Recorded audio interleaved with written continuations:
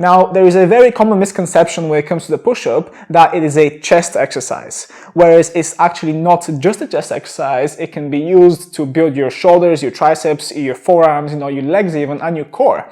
Now, when you are doing the push-up as an exercise itself, you are targeting all those different muscles rather than just the chest. Error number one will be your head position. Now, this is something that happens quite a lot, as essentially when people do the push-up, they tend to keep their neck up into this position. So the head flares up and they're keeping their eyes forward when they're going down into the push-up itself.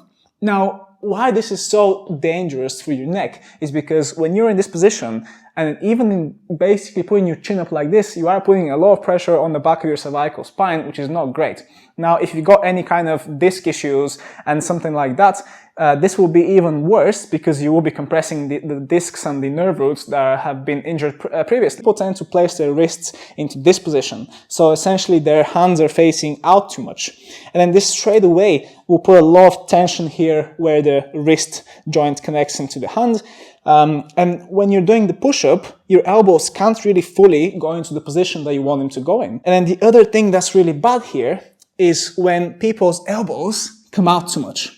Now, I'm really exaggerating there, but I want you to see how much tension there is in the wrist itself and into the elbow and shoulder when the arms are actually coming out like this. Now, another common error here, which connects into the wrist as well, is when the elbows, again, are coming out too much and the shoulders are dropping down. So you can see like how unstable I am when my elbows are essentially coming out too much. This happens very often when people come down to the push-up and their shoulders are really rotating inwards. So can you see how from this position, my shoulder is dropping down? Now, when this happens, straight away, this becomes so unstable that the shoulder joint is at risk from essentially being hurt, the tendons will be compressed, and of course, the muscles are not really going to be very happy to be into this position.